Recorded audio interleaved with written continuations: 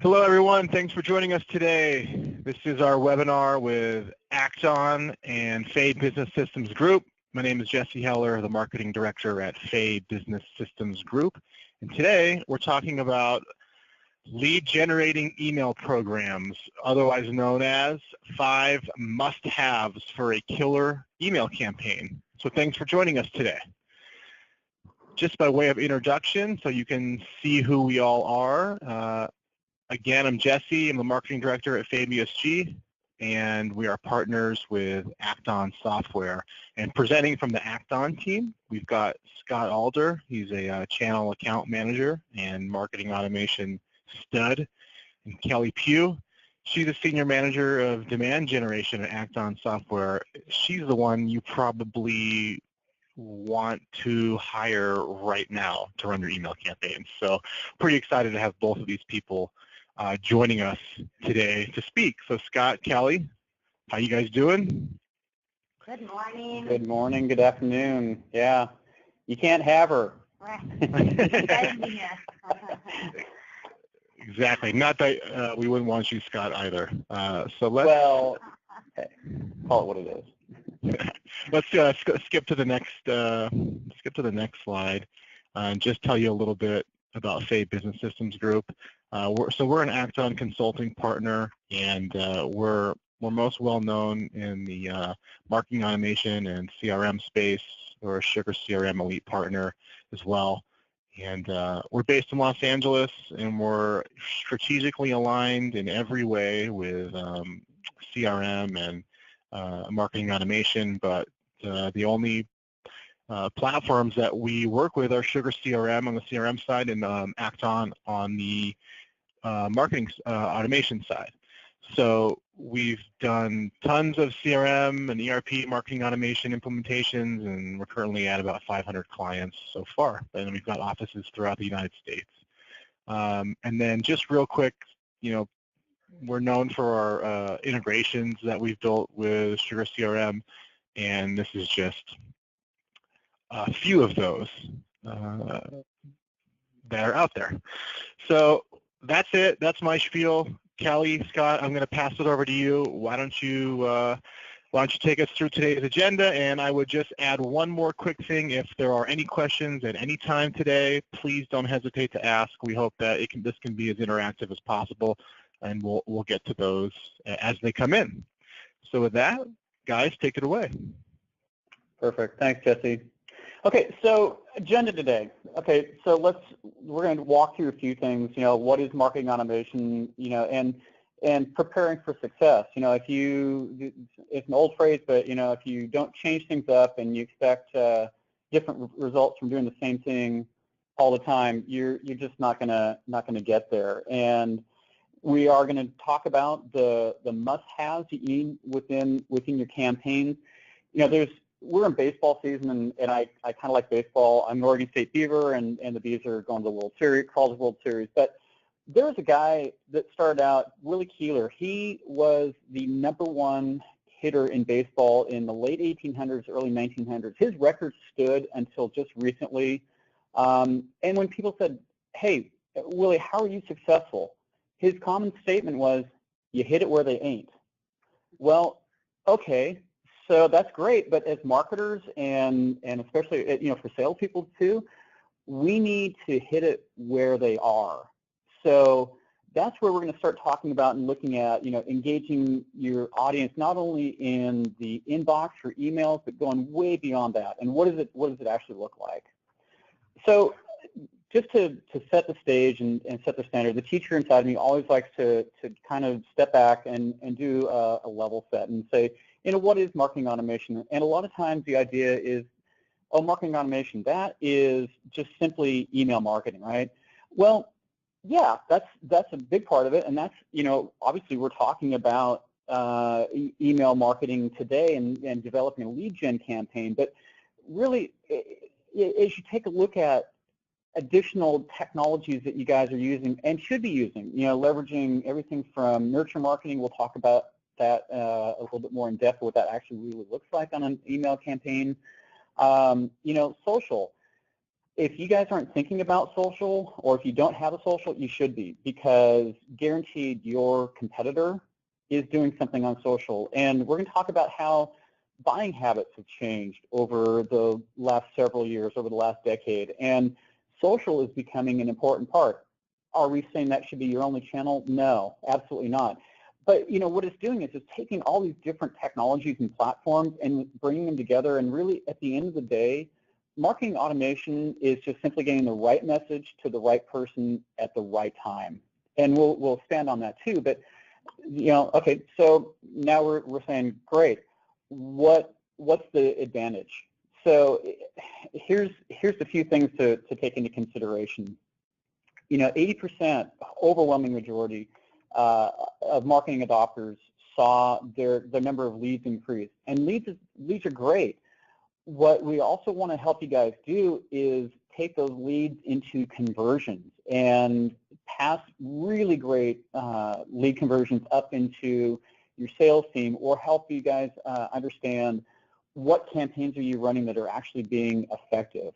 One that's really cool, almost 3/4 of companies that are using both a marketing automation and a CRM, man, the sales teams and the marketing teams are aligned. So sales is suddenly telling marketing, man, these leads that you're sending over to us are golden, and it's because you've actually been able to qualify them.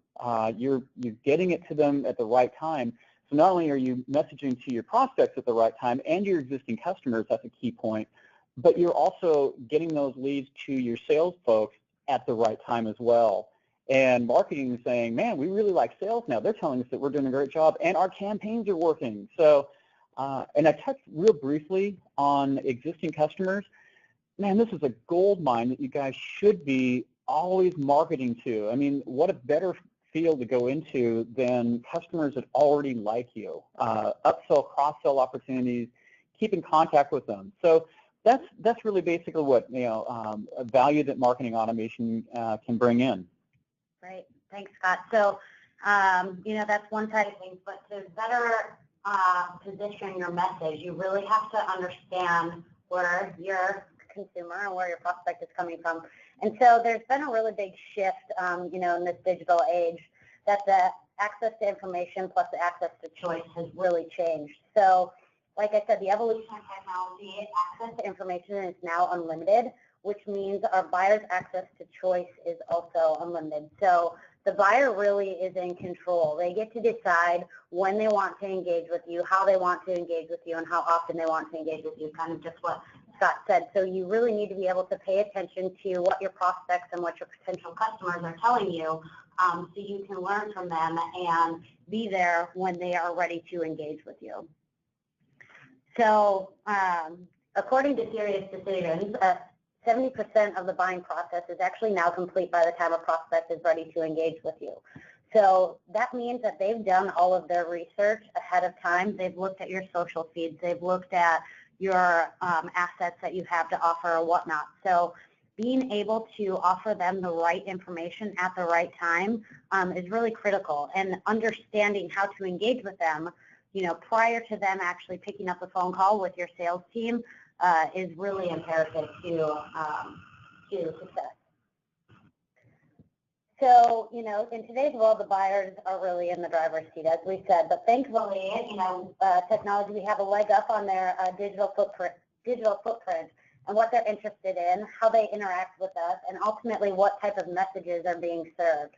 They are craving that personalized experience that speaks to their needs throughout the buying cycle, even after they become customers as well. So, the typical buying cycle for a prospect talks about, they go through exploring, buying, engaging, and discover, exploring, buying, and engaging. However, as a marketer, though, that looks a little different. As I said, a lot of this has to happen before they actually engage with your sales team. So we need to make sure that they're engaging content prepared, that we have engaging content prepared to help them, guide them through this cycle, and make sure that there are touch points for them to engage with you to hopefully then to become a customer. So you first want to start with attraction. At the very top of the funnel of content like blogs, social media posts, or even PPC ads that they start to engage with.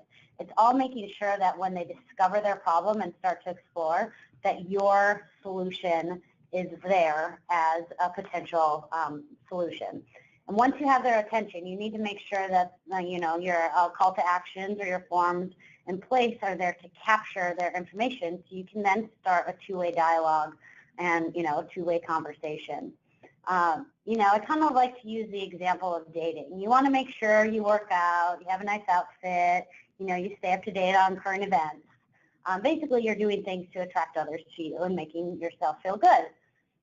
But if you're out in the bar and you see someone interested, if you see someone you're interested in and see them checking you out, you're going to have better luck if you actually engage with them. That's when you can start that conversation and begin to nurture that relationship.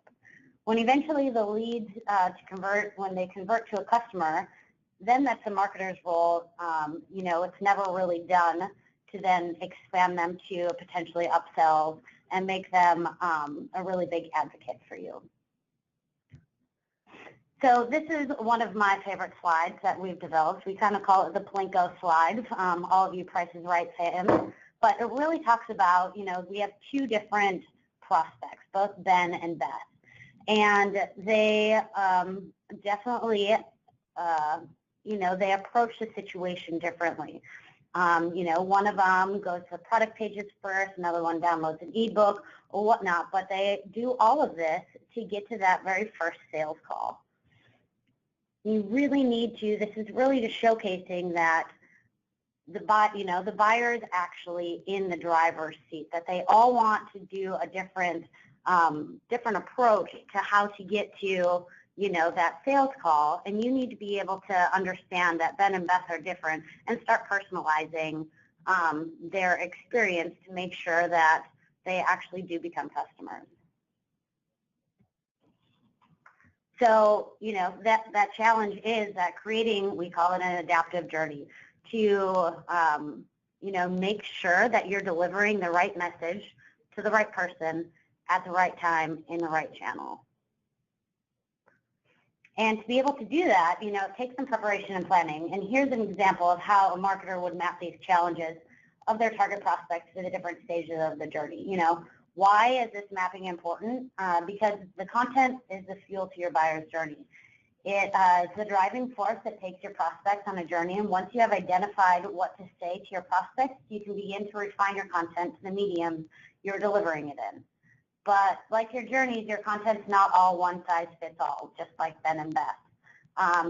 What works best in social or PPC ads will not necessarily work well in email. And not only that, but the success of your email program isn't dependent on content alone either.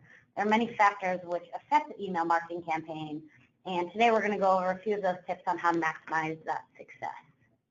So to get into the meat of the program, I'm going to pass it back to Scott to kick us off with the first of the 5 must-haves. Perfect. So real quickly with this one, we're going to talk about you've identified the right messages for the personas that you've identified that you want to go after, and the right to send to them.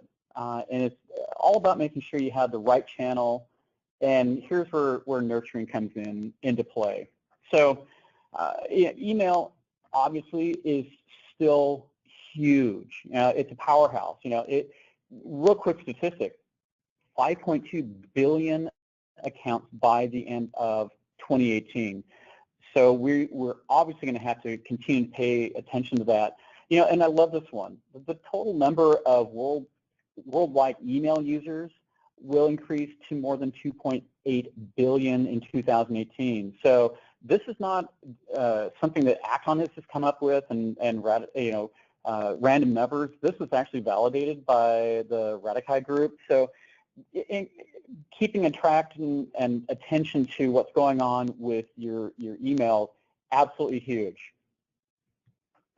So here's our first tip. We got 5 of them for you. So make it mobile friendly.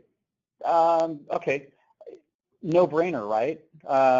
You should definitely make it mobile friendly. And there are a number of folks out there, marketers out there, that don't optimize for viewing on a phone. I mean, I said years ago, when I was starting to use my phone more and more just for looking at email and buying, whatever. If I get an email that is not, that I can't read quickly on my phone, guess what? I'm done. And here's what's really critical. According to Email Monday, 79% of people use their smartphone for reading your emails, just like we all do. And it's a higher percentage than those who use their phones to even make phone calls now. So our phone is really becoming our method and our mode of communication. So, email opens, they are on a huge increase. I mean, 180% in the last 3 years. So you can see why, mobile-friendly emails are so important. So let's take a look at some ways to create better user experiences on your mobile devices and increase in engagement. And we want to focus on the difference between a responsive design and a mobile-friendly design. And both have similar end results, but with a little bit different user experience, okay? So responsive design.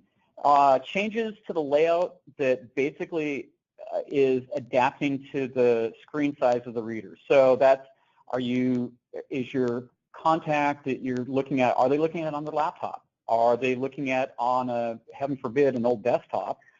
Or, more likely, are they looking at on a tablet or smartphone?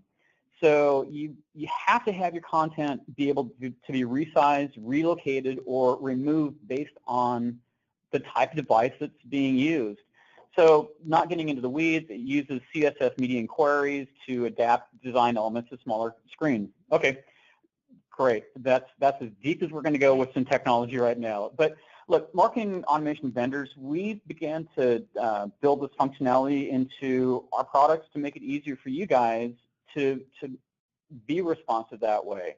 And Act-On has a pretty cool feature that, you can actually review what your message is going to look like, not only on a desktop, laptop, but on a mobile or tablet, and make sure that it's sized correctly and it's rendering how you want it to. And that's right within our Composer editor. So mobile friendly. Okay, doesn't specifically mean responsive design. It just means that you've designed the message with smaller screens in mind. I mean, whenever I'm sending an email out to like a prospecting, I'm assuming that if it's a CEO or somebody with an important title, or even an engineer, because those guys are incredibly valuable too, I'm assuming that they are looking at that on their mobile phone. And if I've got a whole bunch of text and everything in there, not going to work. So your mobile-friendly emails, this is critical. You want to typically use a single column of content with what we call like a strong visual hierarchy and larger thumb-friendly buttons. Nothing drives me crazier than I get this email that maybe I do want to click into and go through the link that they've given me. My fat fingers can't make that little teeny tiny button work. And also, let's face it, some of us, we need larger size fonts so that the emails are easy to read on the smaller screens. So here's a couple ideas for marvelous mobile emails. Okay, plenty of white space. Leave room for copy. Keep your load time short. Oh my gosh, even if I'm interested in reading an email, if this thing is taking 10 seconds, 20 seconds to load, I'm done. Maybe I'll get to it, maybe I won't. But also, don't assume that everybody's looking at your email on the latest device. I mean, heaven forbid somebody's actually out there with an iPhone 4 or, one of the early Androids. It happens. But, optimize the pre-header text. So, use personalization in your email campaigns as a great way to jumpstart long-term relationships with your customers, okay? And, again, looking at the best practices here, pretty simple, pretty easy to follow through with those. Right. One note that I did want to make, Scott, is on number 4, don't assume everyone's using the latest device. The great thing of that, the Act-On platform, with the rendering that we have, it shows every single version of iOS, Android, all of that functionality. So you can actually see what it looks like based on, that rendering test. And also optimizing the pre-header text. A pre-header text, if you are not aware, is that bottom line. When you look at your email, there's a subject line, and then there's I call it a preview text. And actually, if there isn't anything there, it will just begin the message. But a lot of times you can customize that. So if you, let's say Groupon does a really great, they have Groupon, and then their pre-header text is, the first 3 offers. So you can see what's actually in the email. So perfect. Definitely different ways that you can use that. Yeah, one of the other things too that you guys can get within our platform, not only the rendering on the different mobile devices, there's a functionality in there as well, is showing what it's going to look like on an old version of Outlook, or if they're on Gmail, or if they're on some other ancient dinosaur of an email server, Firefox. So that's included. Yeah, that's really cool. So you can see. I mean, you guys have done so much work getting your email forms together and done, your due diligence. Nothing hurts that worse than not having it show up the way that you want it to show up and the way that you think it's going to show up. Moving on to tip 2, kind of briefly touched on this earlier, but personalization. It's 2017. People kind of want to go beyond the hi, insert name, comma. That's still a great way to personalize the message. I always appreciate that, except if the information's wrong, or they spelled my name wrong, or it's a lowercase. K and Kelly, I always then kind of know it's a tip-off. But to be able to personalize your messages throughout the engagement is really great. So like I said, there are things that you can use, like person's first name or the name of the company that they work with, to make the email more compelling. You can also personalize email nurture tracks based off the person's interests. So that's a whole different type of personalization. If someone's coming to your site, for instance, for us, and they're more interested in our content about social media marketing, we're not going to send them anything as it relates to lead generation. We're going to, make sure that they have, emails and assets based off of that. And that principle can apply to both B2B as well as B2C. And beyond that, if you want to get extra fancy, you can now add another layer, which is personalizing when someone prefers to open their email. So I know that my CMO, she is usually in meetings all day, then she goes home to her family, and then, she's usually back online at about 10 p.m. I swear she never sleeps. But that's when I know that she opens her emails and reads her emails. So with that personalization, you can then, we call it adaptive journeys, we can then show someone when they most open their emails and send those emails to them at that time instead of 8 a.m. Pacific time when everyone else gets them. So just another way to personalize it.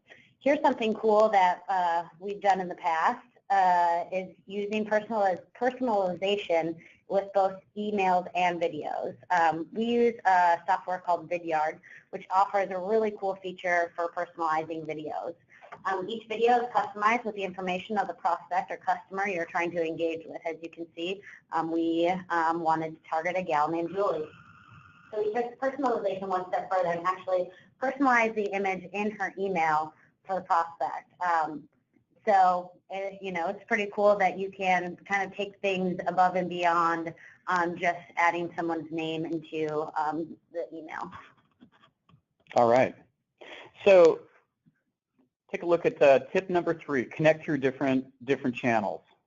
So as you connect through these two mediums, you create a symbiotic relationship where one helps the other in the following ways. They're going to drive up subscriptions. Getting more opt-ins to your email list with social media is huge. So, again, we touched just on the idea of social. So use Facebook, use Twitter, Google+, LinkedIn, and other sites to announce discounts, special offers, whatever. And when you ask visitors for their email address, you provide the opportunities for potential subscribers to opt into your list. And then, put it into action. If you've got a regular newsletter, post a link to it on your social sites to drive traffic and subscriptions. So, here's the other thing we want to use. Love the idea. Create once, use often. I always use the phrase, I don't mind working hard, but if I can work smart, that's even more powerful. So if there's content that you've gone out and created, repurpose it. Use it from your newsletter on, again, your social sites like LinkedIn, and then link back to the newsletter archive as well as a landing page where visitors can sign up to get emails, so you can put those guys into, lead nurture campaign. So, here's the idea, putting it into action. Look, grab interesting bits of your content like statistics or quotes or visuals, tweet them out and link to the assets they're from. Again, all you're doing is you're just using content that you've already created. You don't need to recreate the wheel every single time. Huge, huge. So, get followers and fans. So whenever you provide a subscription page or, a preference center, be sure to include the opportunity to follow and connect with your brand through social channels. And then, put it in action. Add social links, icons in the footers of every single asset that you create, such as, white papers, ebooks, data sheets, case studies. This can all be done within the Act-On platform. And, one of the things I always like to call out, Act-On is not hard to use. I know how to do some old programming. I don't know how to code in HTML, but I'll tell you what, I figured out and learned how to add links into the footers, and I've learned how to create this additional content. Using a platform like Act-On is super, super simple, and it's incredibly powerful. But, whenever possible, make sure that you're including the benefits of signing up for your email or connecting with your organization or company through social media, because if you can't think of a benefit, your audience won't be able to either. Then that means they'll unfollow, the horrible unlike, or they're going to unsubscribe in a hurry. So one thing I do want to note, Scott, is the create once, use often. I can't preach that enough. Here at Act-On, we have a rule of 4 that whenever you create a piece of content, you repurpose it in 4 different ways. So if you're doing an ebook, that ebook could become a webinar, it could become a blog post series, it could become a series of social engagements, it could become an infographic, it could become a checklist. But as marketers, we produce so much content that could just be repurposed. And you might be getting sick of seeing that content, but chances are a slim, slice of your audience have now just seen that. And different people like to digest information in different ways. So if you use that, strategy of a minimum of 4, you'll be able to, reach a broader audience.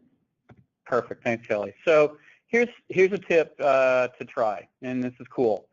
You can also apply email persona-based nurturing to retargeting ads tool. Using special tagging in your emails, you can create triggers that so that whoever is interacting with your emails will also start to receive the email messages from the nurture program that they're currently in digital ads as well as different websites that they visit. Incredibly huge.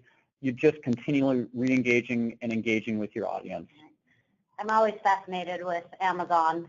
I'm looking at like a pair of shoes online, then all of a sudden they show up in, in Facebook or whatnot. And Act-On has that similar capability. Yeah. We can, track what your prospects are looking at, and if they clicked on the landing page but might not have clicked on the actual asset, we can serve them up the information a different way. Yeah, really cool. Speaking of, tip 4 is kind of developing your nurturing side. Nurtured leads make 40% larger purchases than non-nurtured leads. That's because you're providing them the content that they want when they want to engage with you. So, I'm sure a lot of you have heard of, nurture email campaigns and lead generation. So, kind of quickly going into what is lead nurturing. It's an automated email program that encourages prospects to interact with your brand. It allows you to send highly targeted messages based on their profile, their interests, their behaviors, what they engage with. Like I said, if someone is coming to the Act-On site and they are only interested in social media marketing, then we're going to potentially put them on a social media nurturing track to provide them information on what they're looking at. So you can see here's, kind of just a brief example of how we would nurture for a marketing director. You can nurture in many different ways. You can do industries, you can do titles, you can do personas. And so we would provide these 3 different ads, but if it was, a marketing director, we would potentially speak to them differently than a demand gen director, marketing director, based on what their previous interactions might be, more heavily focused on the strategy, whereas, a demand gen person like me, I'm much more focused on, lead generating, nurturing and whatnot. So it can be the same exact, ads or assets. It's just how you display them. And so here is just an example of automated nurture program. You can see how we're running. It's fairly simple. If they don't click on the email number 1, it's because the subject line wasn't interesting. So we're going to serve them up the same exact email because they didn't open it with a completely different subject line in hopes. And we'll just, kind of nurture them through this program and see what they're engaging with and continue that conversation from there. What's really cool about those campaigns too is what you can see. It's all driven off of the behavior of the person that you are connecting with. So, like Kelly said, we're just going to repurpose the same email because they didn't open it. But what's great is once they do, we start gathering more intelligence behind it, and maybe we suddenly capture something that, wow, we didn't think they were interested in this, but look where they've actually gone. So, it's all based off of and driven by the behaviors of how they're interacting with your brand. So, and I think what is really cool about this, it's all automated. Right. You don't have to manually go in and do this stuff. It's automated. So how great is that to get more hours back in your day? What else would you be able to do with your time if you weren't having to manually go in and try to figure this stuff out? Right. I do think one cool thing about as a demand gen person, this can kind of be a daunting task because you have no idea how a nurture program should work, but within the Act-On platform, we actually have these already mapped out for you. So if you're doing a top of funnel campaign, we already have a sample nurture program that you can just plug in your assets and your emails, and it shows you all the the logic behind it. Building one out from scratch, like I said, can be pretty daunting, and it starts kind of as a very linear nurture program, which really isn't listening and engaging to your audience. So that's a pretty cool thing that Act-On provides. So one other thing that's great working with Jesse and Faye Business Group, because they're a sugar platform for the CRM. What's great is all this information is bidirectionally synced. So as you're developing these nurture campaigns, all this information is being sent over and captured within Sugar as a CRM side too. So incredibly powerful. Again, you're arming your sales folks. They can see the nurture campaigns that have been run. They can see how the prospect or even customer is engaging with your brand. And that it's again, automatic, transparent behind the scenes. It just works and goes over. So tip 5, let's pull the trigger to get attention, okay? So trigger message to go out automatically when a user takes a specific action, like we were talking about earlier, or conversely, when they don't take it, or when a calendar date is reached. So, examples of actions might be they've watched a video or abandoned a shopping cart. They downloaded a white paper, they attended one of your webinars, or they've entered a contest. The calendar date could be, an expiring subscription or an anniversary. So trigger messages, they're a proven way to send the right message at the right time through the right channel. So when an email is both timely and relevant, click rates go up, and so do your conversions. So, how is this different than nurture campaigns? Well, the message is being sent is specific to the trigger action, and there are no follow-ups after. So this isn't a journey you're sending your audience on. It's a it's a response to a specific action. So, here we have an example of one of our triggered messages. We have certain pieces of content we've determined to show someone who may be, they're further down the funnel and getting closer to, a buying decision or purchasing decision. So when they download any of these ebooks, we trigger off this fun email which invites them to, quote unquote, level up their marketing and view our demo. And this is an example of someone self-identifying as having an interest in marketing automation, and is us striking while the iron is hot to give them an opportunity to further engage with us and with our content. Because anytime somebody engages with our content, it means something, and that's hugely powerful to know how they're doing that. So the results for this particular campaign, man, they speak for themselves. We've seen almost a 40% open rate and a 25% click-to-open rate. That's way over industry standards. So those kind of percentages are what you guys as email marketing and lead gen gurus dream of. And it's so successful very simply because it's relevant, right? We're sending this email while the prospect is actively engaging with our brand, which again relates back to the idea of timing. You want to be sending the right messages to the right people at the right time in order to make them most effective. So with that, we hope we've provided you with quite a few easy, quick tips that we can, that can help you kind of produce killer email marketing campaigns. So, make it awesome with mobile. Get personal with your audience through personalization. Connect through different channels, whether it's social, Facebook, Twitter. You also want to make sure to develop your nurturing side, as well as then pull the trigger to gain attention. So hopefully those were relevant to your needs. And with that, I'll turn that back to Scott. Yeah. So, like Jesse was saying, we've got a number of customers that span all different verticals, whether it is healthcare or finance or manufacturing, large to small. It doesn't matter. We can scale with you, and I think the first point up there, we really want to make it simple for any marketer to master today's customer's journey. I mean, you saw Ben and Beth earlier. The ultimate goal was to get them to be a customer, and maybe that was their ultimate goal too, is that they want to be a customer, but how they get there is completely different, and it's a completely different world out there. And so, developing these lead gen and using the tips that we've shared today, incredibly powerful for you and something to pay attention to. But what's really important to understand is we help you guys focus on the cool and not the code.